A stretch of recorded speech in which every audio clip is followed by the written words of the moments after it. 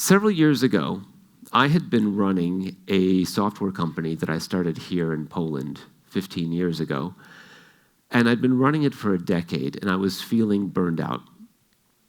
The company was, I as a manager had sort of stopped learning, stopped improving. The last few years were pretty much the same. I'd lost my enthusiasm.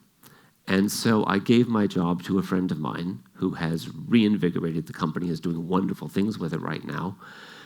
And I decided to take a few years off and as a kind of mini retirement to try to figure out what it is I really want to be doing with my life. And the first part of that was a lot of reflection. I spent a lot of time in coffee shops, reading and reflecting on why it was that I got burned out on my dream job. I had created my own company. I had created my own job. Why didn't I love it? And I realized that most people see me as an agile coach or as a Kanban coach or as a Kanban trainer because I'm always up here talking about, not on this stage, but on other stages, talking about Scrum and Kanban and such. And I realized that was exactly the problem. I have always been an early adopter of new ways of building software because I was so dissatisfied with waterfall 20 years ago. But in the process of becoming an expert in processes of delivering software, I had lost sight of what Agile is all about. In becoming an expert in Scrum and becoming an expert on Kanban and really refining the practices, I had forgotten the first principle in the Agile Manifesto was that we value individuals and interactions over processes and tools. And I had spent a decade becoming an expert in processes and tools. So I decided to work on building up the people part of it. So I spent a lot of time going to anthropology conferences. I rejoined the American Anthropological Society and started reading the journals, reading books on psychology, and just really trying to immerse myself for a couple of years in how humans tick. And I'm not going to sum all of that up here, but what I want to share is I took 3 particular ideas from that experience which play really nicely together and which have had a profound impact on my personal and professional life. And none of these 3 ideas are mine. They've all been well articulated elsewhere. But I think what I have to contribute is that I found a way that they play really nicely together. And I want to talk about those interactions between these systems. So the first came from a book by Nancy Klein called Time to Think. How many of you have read it? I told you to read it. Okay, good. So this is going to be new for most people. She wrote a book called Time to Think, and the inspiration was her mother. She built a whole consulting career on trying to find ways to be her mother. And what was special about her mother is her mother had a way of just energizing people around her. People loved being with her mother, talking with her mother. They felt great around her mother. Her mother had a natural ability that she didn't herself have. And so she started looking at what she was doing, and she realized that her conclusion was that, and it should be pretty obvious, but none of us are doing it. Few of us are doing it. And that is that she realized that people really think well. People among all of, probably of all of the animals, we are probably one of the best at thinking, but we rarely have an opportunity to really use it and exercise it because we live in a chaotic world and our interactions are chaotic. And just as a little thought experiment, imagine that you were having coffee with one of your intellectual heroes, somebody who is just clearly, obviously a genius. Susan Sontag, Genevieve Bell, Neil deGrasse Tyson, somebody like this. what kind of conversation would you have with that person? If you got to sit across the table from Neil deGrasse Tyson or Susan Sontag, would you try to convince them that you know as much about space or media as they do? When they shared an idea, would you try to play devil's advocate with them? Or would you share your own experiences to further enrich the conversation? Maybe. But for myself, and I think most people, I would just try to keep them talking and seated and drinking coffee with me for as long as humanly possible, to suck as many ideas and insights from them as I possibly could. And this is what Nancy realized her mother was doing to everybody. And so she started experimenting, and what she found, and I have found the same conclusions, is that when you treat people as though they are brilliant, when you treat people as though they think really well, when you treat people as though their ideas are precious, they do think better. And that shouldn't be so terribly surprising, because in our normal interactions with people, they tend to be very confrontational. Think about meetings that you're in. The way when a group of people get together to try to solve a problem, usually there's 2 or 3 people in the room who do all the talking. There's usually 2 or 3 people in the room who don't say anything at all. It often turns into a fight between whose idea is going to win, not whose idea is best, and who can possibly think well in that kind of an environment. And so the first big idea that I've been trying to apply to my life, and it's been working very well, is this. When you're dealing with somebody who's trying to think through a problem, who's come to you with a problem to solve or an idea on their mind, and you want to help them, one really useful tool for doing that is to not talk. And it's really simple. There's 3 steps. The first is don't talk, which sounds simple, can be a little bit more difficult in practice. The second is to not think about talking, and that's really difficult. And the reason it's so important is that we humans communicate so much non-verbally that we've got all these tiny little muscles in our face that behave involuntarily to what's going on in our heads. And so when we're talking to somebody and we're making eye contact and they're talking to us, if our mind is someplace else, if even part of our mind is someplace else, we're not fooling anybody. It's blatantly obvious. Our facial reactions are a little bit misaligned. We don't laugh or smile or make eye contact at quite the right moments. And so it's obvious that we're not giving them our full attention. Now, when a person knows 2 things that we usually know in a conversation: 1, I'm not getting this person's full attention, and 2, as soon as I pause to take a breath, they are going to speak. They're going to try to derail this conversation in some way. They're going to share their own ideas or tell me why I'm wrong. How can you possibly think well in those circumstances? So to share a personal story, I put this to the test while I was reading this book. I happened to be visiting my in-laws who have a little farm in the middle of nowhere in Poland. And my wife came up to me to kick off a conversation, one of our 3. We'd been married for 15 years then, and 90% of our conversations fit into one of 2 or 3 models. The most common being, I share, you share. So it starts kind of like, she'll come up and she'll say, I read this interesting thing in the newspaper. And I'll say, I read this interesting thing in the newspaper. And it tends to fizzle out after that pretty soon. And so she started one of these conversations. She said, so I read this interesting thing in the newspaper. And I thought, I just read Nancy Klein. Let's see what happens if I try to use some of those ideas. And so my wife said, I read something interesting in the newspaper. And I said, I'd made up my mind not to share anything, so my brain wasn't busy thinking about what to say. I was just looking at her and interested in what she was going to say next. And I think this scared her for a moment.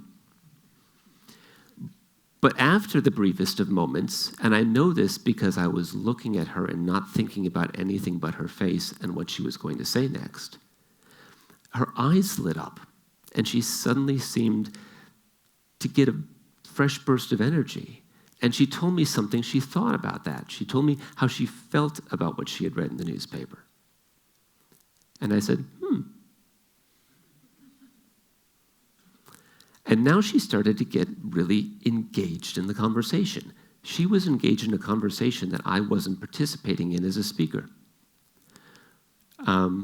And she shared something else. And then she paused for a while, but I could tell she was still thinking because her eyes were focused and she had an intent look on her face.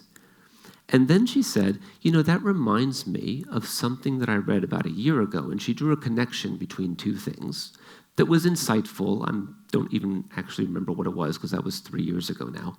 But she drew a connection between two things that were separated in space in her experience by a year. And if she hadn't had this space to think through that idea all the way from the observation in the newspaper, all the way through the series of steps to the connection, she might never have had that particular idea. And so that's when I realized that there's other ways to participate in a conversation with a person than by bouncing ideas back and forth.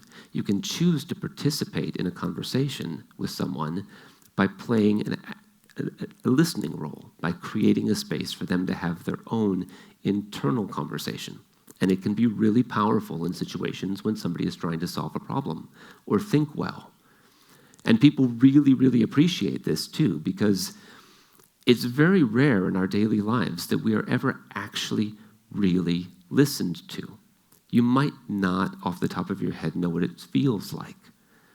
So I would really challenge you to try this with someone. When somebody that you care about comes to you with an idea or a problem, try this approach to creating a space to see how they think through it. And I think you'll be surprised, and it's very good for relationships, I guarantee it. It also works, interestingly, in groups. And this is something that Nancy does a lot of, is facilitating thinking space meetings. And the way a thinking space meeting works is that everyone in the meeting comes together to solve a problem.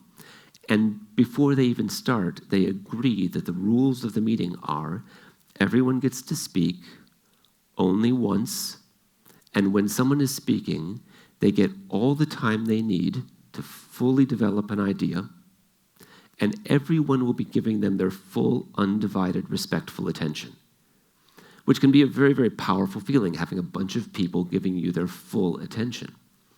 I tried this once at a conference. At conferences that have open spaces in our community, there's always somebody who talks about outsourcing, who talks about working with remote teams.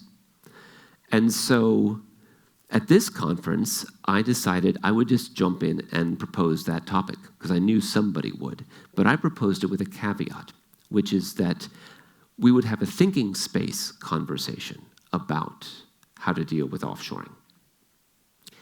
And anybody who wanted to come to that open space would agree to those rules. And so I explained the rules. And the interesting thing is, in these open spaces, and I've been to half a dozen of them now, the same ideas keep coming up. And they usually get argued between the 2 or 3 loudest people in the group.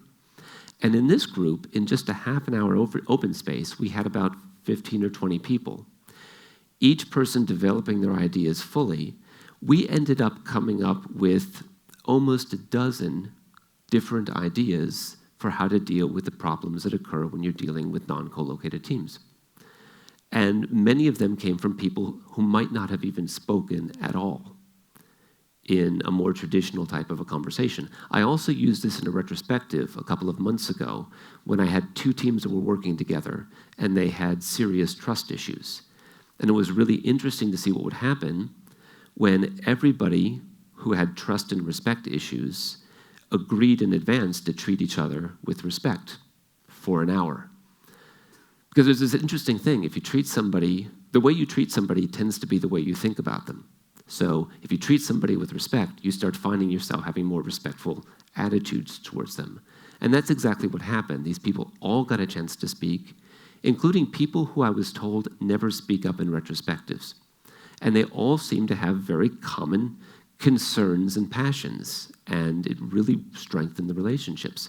So thinking space meetings can actually be much more efficient than the style that we typically use, partially because you get a lot more ideas on the table, but also because when everybody in the meeting feels heard, you get a lot more buy-in with whatever the conclusion is. People who come into a meeting with an idea, and that idea isn't adopted because they were shouted down or didn't get a chance to speak, leave not feeling like they had a chance, and so they don't buy into the conclusion of the meeting. But when everyone has a say, you get the best ideas on the table, everyone's been heard, and so you tend to have fewer follow-on meetings and an easier time implementing the conclusions because everyone's bought into them. So that was a really powerful and simple idea for interacting with people who are trying to think through a problem. But that's not the most common kind of conversation that we have. So that brings me to the next big idea that I came across. And this is something that has been kind of buzzing around the Agile community for quite a while, and that's nonviolent communication. I kind of resisted it because, A, the name, I didn't understand the concept. I didn't feel like my communication was violent. I'm not a violent person. But I had plenty of time on my hands, so I read Marshall Rosenberg's book. Who's read Nonviolent Communication? This will be more, but still a minority of the audience, so good. Well, not good. You should all read this book. It's a great book. What I found when I actually got into nonviolent communication, found out what it was about, was number one, the way Marshall Rosenberg talks and thinks about violence is different than me. He uses a much broader definition of violence, which also encompasses what I tended to think about as violence. I think it's fair to say Marshall Rosenberg would define violence as any attempt to judge or coerce another person. And obviously that includes what we tend to think of as violence. So if you're beating a person because they're bad, you're judging them. If you're beating on a person because you want them to do something differently, or you're yelling aggressively at a person because you want them to change their behavior, you're coercing them. But this broader definition of judgment and coercion also extends to all sorts of things that we just take naturally, that we do in our lives every day. I think maybe one of the most extreme examples is compliments. You're really smart. Nobody would think of that as violent, right? That was a great idea, you're really smart. You can't say that without at the same time implying, I have a right to judge whether you're smart or not, and congratulations, you passed this test. You know?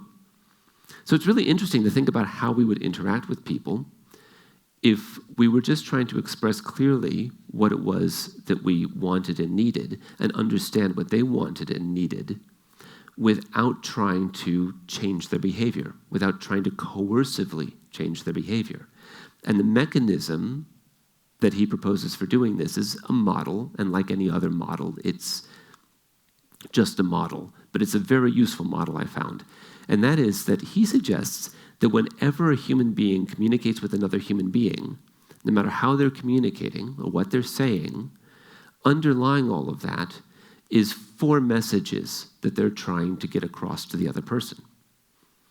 An observation, a feeling, a need, and a request. They saw or experienced something that caused them to have some sort of a reaction, which was either good or bad. And it was good or bad because it either fulfilled some need that they had, or it challenged or hurt some need that they had. And so they want you to do something differently, either more of that good thing or less of that thing that they didn't like. So I'll give you an example. I think it's easier to explain with an example. Imagine there's a father standing in the kitchen washing dishes and watching his child play on a bicycle out in the street. He's washing dishes and watching her ride up and down the street with her friends. And he notices that she does something she's never done before. She does a wheelie. Do you know what this is when you come up on the back wheel of a bicycle? So his daughter is going in front of the house doing a wheelie on her bicycle. And he feels pride until the moment when the rear wheel of the bicycle hits a stone and twists to the side, and suddenly the bicycle is falling, and in the father's mind, like in slow motion, as he watches his daughter's head come crashing to the ground, missing the stone curb by that much. And you can imagine the reaction, the rush of adrenaline, the terror, as he drops the dishes breaking in the sink, runs to the door and throws it open and says, "Anna, what the hell are you doing? Get in the house!" Now,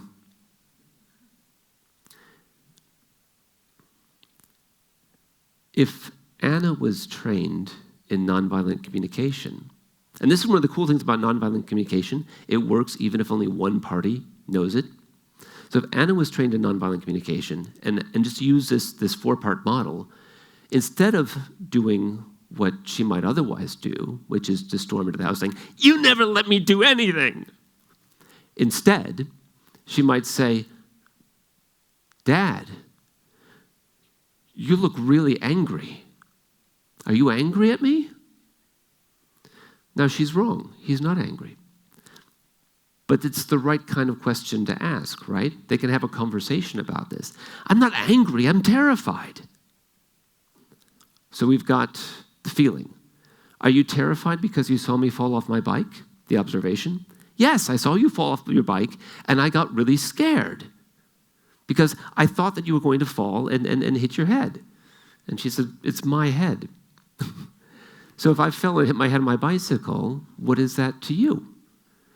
And he might be able to say, "Well, I saw you fall off your bicycle and almost hit your head on the stone. I felt terrified because I realized in that moment you could just be taken away from me in a moment." And that was a terrifying thought because for the past 14 years, you have been such a part of my life that you fulfill a really important need to be part of something bigger and more important than myself. I've learned to see the world through your eyes, and that gives me such joy and pleasure. I take such pride in watching you grow up and become the woman that you could be. And suddenly to think that all of those things that are so important to me could be taken away from me simply by a fall is terrifying. So now we've got the observation, the feeling, and the need. So she might say, "Well, Dad, would you be okay? Would you feel better if I wore a helmet when I was riding my bicycle?" "Yes, I would love if you wore a helmet when you were riding your bicycle. Please wear a helmet whenever you ride your bicycle." "Sure, that's something I'm willing to do, Dad, because now I understand what it means to you." And likewise, if her father was trained in nonviolent communication, he might have thrown open the door and said, "Anna, come here. I really need to talk to you.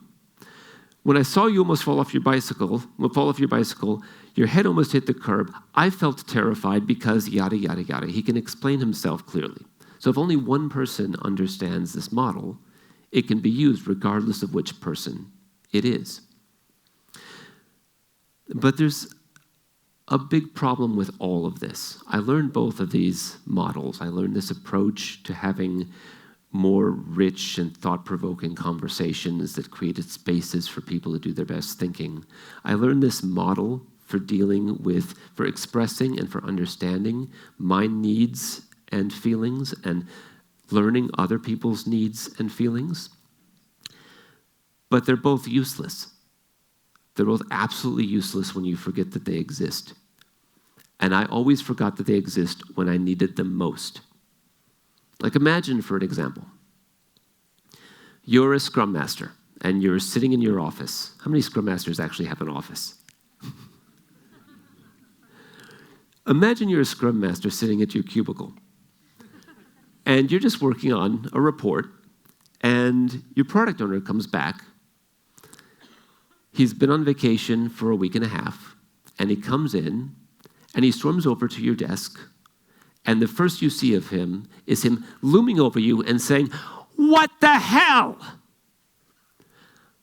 I go on vacation, I come back, we've got a burn down chart that's been flatlined for the past 7 days. How are we going to meet our sprint goal? What have you been doing?"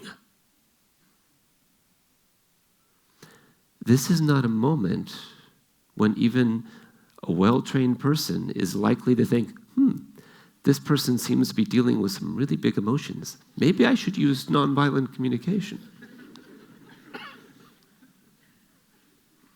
And the reason for that is because of the way our brains work, which is just, it's brilliant The way that our brains deal with a crisis is perfect if you're a monkey on the savannah, because that's where we learn this stuff. Imagine, for example, you're foraging for mushrooms or what have you, and you hear in the bushes,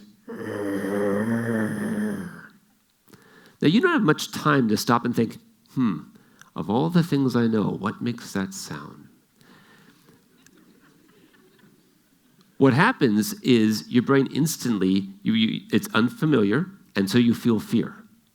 And when you have a negative emotion, fear, anger, embarrassment, unfortunately, your brain tries to fix it. And the way it tries to fix it is by instantly dredging up every moment in your life when you felt that way and remembering it in excruciating detail. So you hear this, and instantly you have a memory of running up a tree the last time you heard that sound. And you're still alive, so that must have worked, so you're already up the tree. The problem is that as an adult, level-headed person, mature and experienced, working on your computer, when your product owner starts yelling at you, you instantly feel tension, and that's a problem your brain has to fix, and you remember every single time a figure of authority has been abusive to you. The teachers who yelled at you in school, your parents getting angry at you, every time you felt powerless. And remembering something that painful brings up the same painful memories. I could do something really mean to everyone here by saying, remember the last time you did something really embarrassing? And then pausing. If I paused for just a few moments, you'd remember a thing, you'd feel embarrassed, and then you'd remember another embarrassing thing you did, and another embarrassing thing that you did. I can't be the only one this happens to, right? I hate that. I knew exactly what my first 5 memories of embarrassing things are, because they always come up like clockwork. Bing, bing, bing, bing. And so I had these 2 techniques, but I almost never used them, because when I really needed them, I wasn't thinking clearly. And that's when I came across the 3rd thing that ties it all together for me. And that was another difficult one for me, is mindfulness meditation. And it was difficult for me because when I was a teenager, I tried meditation because it was cool. And I tried staring into a candle flame and emptying my mind, and I couldn't, and I felt stupid. Because I thought that's what meditation was. I thought it was emptying your mind, just removing everything that is yourself and being whatever you are when you're not you. And I couldn't do that. That might be a type of meditation. It's not mindfulness meditation. Mindfulness meditation is more like a brain hack, like a trick you can do to train your brain to do a new trick. And it's based on another model. So mindfulness practitioners talk about 2 different mental states, which are usually called being and doing. In a doing state, your mind is active. It's taking in information from all over the place and trying to figure out, of all the things I'm seeing and all the things I'm hearing and all the things I'm feeling, how much of this can I ignore? What's important? What do I need to pay attention to? What is a threat? And this is the state that we're almost always in. I mean, I wouldn't want to cross the street not being in this state. I wouldn't last long. It's very useful. The other state, being, is a state of taking in information in a non-judgmental way, just experiencing what's happening to your mind. And that's a very dangerous way to cross the street, so we don't do it very often. It's very difficult to do. I think in practice, I only really normally am in this state of mind like just moments before I fall asleep, or if I've been laying on a beach for about an hour and there's no dogs or children around and the tide's not coming in, eventually I hit this point at which my brain accepts nothing is going to happen that is any concern of mine. Nothing bad's going to happen. I'm safe. I have no responsibilities.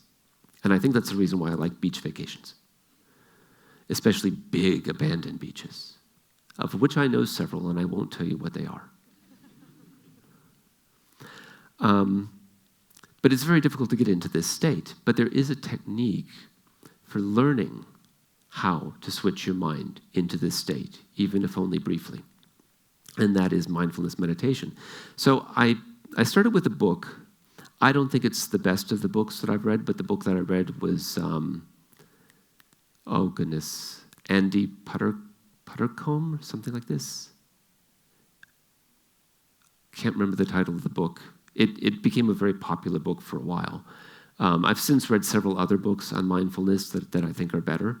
But the exercise that I took from this book, which I started doing, was remarkably simple, takes only a few minutes, and within 3 days, I had my first experience in which it made an impact on my life. And it's such a ridiculously simple exercise that I'd like to try it because it's really a lot easier to talk about when you've experienced it. So while you don't have to do this, I'm going to suggest that we try just a 3 or 4 minute experiment in mindfulness meditation. And the way this works is you simply take a moment to recognize where you are, what's going on around you, what day it is, how you feel, what's going on inside you. Are you tired, hungry? Just acknowledge what's going on around you, what's going on in you, and decide that there's nothing you need to do for the next few minutes. If that's not true, if you need to take a phone call or something, go now. But if you can decide that there's nothing you need to do for the next 3 or 4 minutes, then you decide to do a practice. And the practice is this. With your eyes open or closed, just start counting how many times you breathe. Every time you exhale, count 1. 1, 2. Have you done this before? No? This is funny? No, try it. You might like it. 3, 4, until you get to 10. And when you get to 10, start over again at 1. And just do that for 3 or 4 minutes. You might find while you're doing this that spare thoughts or ideas or even feelings can pop into your head, or a sound or a movement can distract you. And if that happens, this is the thing that I got wrong about meditation the first time. If that happens, that's a thing that happens. It's fine. In mindfulness meditation, there's nothing bad about that. If you're distracted by a noise or a thought or a feeling, just recognize that that happened and decide, no, I'm going to focus on my breathing. And then return your focus to counting your breaths. If you get so distracted, and this happens, if you get so distracted that you lost count, that is also fine and good. Just start over again at 1. So, are you with me? Willing to try this for a few minutes, and then we can talk about what happened? Okay, so take a moment, recognize where you are. It's Friday morning. You're tired, possibly hungover. Recognize where you are, how you're feeling.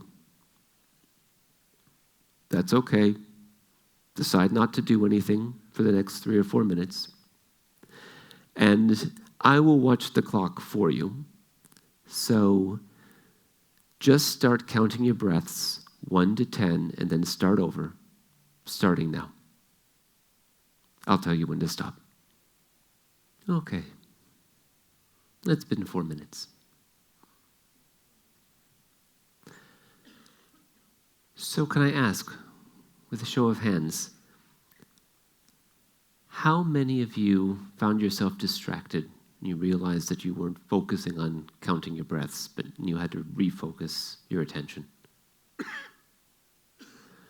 Now, leave your hand up if you were ever so distracted that you lost count.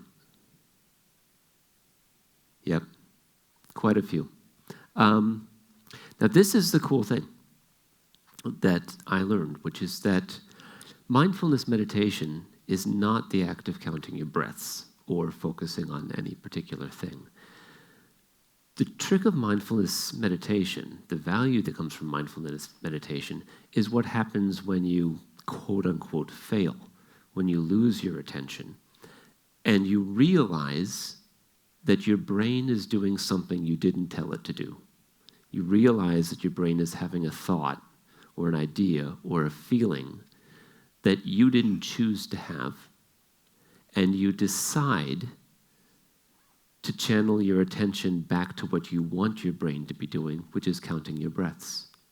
Because there's something really interesting about the way the mind works. If your mind doesn't have your attention, if you don't focus on something on your mind, it simply fades away just as mysteriously as it appears. An idea that drifts into your head from absolutely nowhere will disappear into nowhere if you don't think about it. A feeling that drifts into your head for no apparent reason will drift out again for no apparent reason if you don't focus your attention on it. Ideas and feelings thrive on your attention, and if you recognize that you're having an idea or a thought or a feeling that you don't want to have, if you're capable of recognizing that you're having something going on in your head you don't want to have right now, and you're capable of refocusing your attention on something else, you can make that thing go away. It has no substance, no reality. The practical applications are, how many of you have woken up in the middle of the night with a worry and not been able to fall back asleep? Mindfulness meditation puts me right back to sleep. I find that if I wake up worried about money and I start focusing on my breaths instead of my money worries, I stop worrying about money. The money worry came from nowhere. It goes away to nowhere. Another instance, this is the moment when I realized that mindfulness was perhaps useful and made the connection between the other things. I was riding a tram 3 days after reading this book. I'd been doing these mindfulness exercises for like 3 or 4 minutes a day for only 3 days. And I was on the tram. It was crowded, and I saw down the aisle something that made me feel angry. It's common. I have these antiquated ideas about the way people ought to behave on public transportation, and so I get angry at total strangers. And my typical way of dealing with this, because I hate confrontation and conflict, and I live in Poland, and my Polish is good enough to get by, but not good enough to have a fight. So I feel really helpless. I don't really feel I can go up to some teenager and give them a lecture about what it's like to stand on a moving transportation as a pregnant woman or as an elderly man. And so I just get angry, and I feel mad, and I might glare at the person, and that's all I can do. I feel angry and helpless. And that was happening. I've got time, so quick, funny story. I once did that on a tram in Krakow.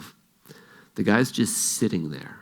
There's a pregnant woman standing next to him, and he's just sitting there, ignoring her, studiously ignoring her. Young man, student, maybe 16, 17 years old, for 5 stops. And I'm sitting like opposite, about 4 meters away, just glaring and getting angrier and angrier at this man. And then we come to a stop, and he leans over and he asks a question to the woman, and she tells him the name of the stop. And he unfolds his cane, and she helps him off the tram. He had no idea she was pregnant. I was just spent 5 tram stops glaring in anger at a blind man.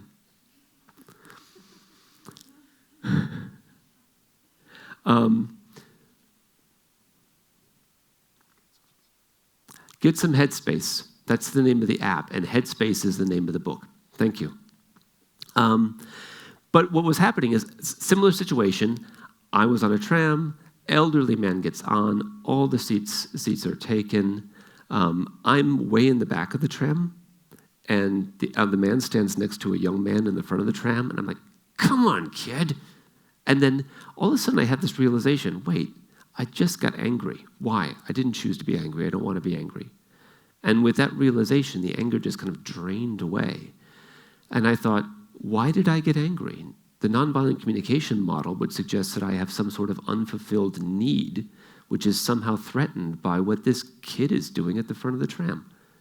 And I started thinking about what need is it of mine that is somehow threatened or unfulfilled by this kind of behavior. Now, I didn't solve the problem for the old man. He can ask for a seat himself. He can speak. But I solved my problem. I applied nonviolent communication to my own needs and feelings in order to better understand what was going on. And I could only do that because with just 3 days of this practice, the exact same thing we just did, I was able to do something that I hadn't been able to do before. Because this is the cool thing, and this is the reason why I wanted you all to do this now. That feeling that you get, that the kind of switch that goes on in your head, just now, when you were doing that and you realized that something was distracting you, and you recognized something was distracting you, and you decided to do something about it, and you refocused your attention someplace else, is the exact same sensation, the exact same thing that happens when the product owner yells at the Scrum Master, and the fear and rages up in the Scrum Master. And the Scrum Master recognizes, wait, this emotion is coming from someplace inside of me. It's not my decision. Rage is not going to help me right now. And so that was the thing. That was the magic key that made these other two techniques, nonviolent communication and thinking spaces and thinking environments, actually useful to me. And the reason why I wanted to share these 3 ideas, not only because they play well together, but because as opposed to what I had been doing for the 15 years before this, being a Scrum evangelist and a Kanban evangelist and such, in those worlds, whenever things aren't working, they always talk about Scrum butt or shallow Kanban or proto-Kanban. You've got to do it right or it won't work. XP has 14 practices. If you do 13 of them, the company will burn down. But the cool thing about all of these techniques is that they all work even when you do them rarely and badly. So if, for example, all of my conversations with my wife are not thinking spaces, and all of the times when she needs to think through a thing, I don't think to create a thinking space for her. But if I sometimes do, I've just made my relationship a little bit better. All of the times when I have conflict or opportunities to connect with other people in my office or in life or in my family, when I could be using nonviolent communications, I often don't. But I sometimes do. And every time I do, it makes those connections a little better. It helps me to understand myself and the people around me a little bit better. It helps me to make people's lives a little bit better by understanding their needs and deciding whether to help them fulfill them or not. I might forget to practice meditation for a week and then start doing it again. I might do it poorly or sporadically. I might do it every other day. But still, if I do it occasionally, every time I do it, it makes me a little bit better. And I notice a few more opportunities to control my own mind and to use more effective techniques for dealing with problems. So that's really cool when you've got an idea, especially 3 ideas, that are so simple and work even if you don't do them correctly or often or well. And that's the reason why I thought that they were worth sharing with other people, because simply being aware of it can make your life occasionally, your interactions with people you care about, occasionally different in a better way. I hope you find them useful. Thank you.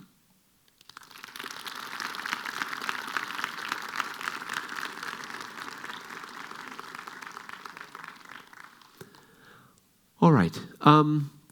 So I finished 5 minutes early. I don't think that you'll object to having 5 more minutes of coffee break. So when does the next session start?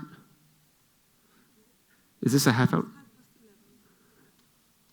11:30? Okay. So I hope you all enjoy the rest of your day. Thank you very much for being here.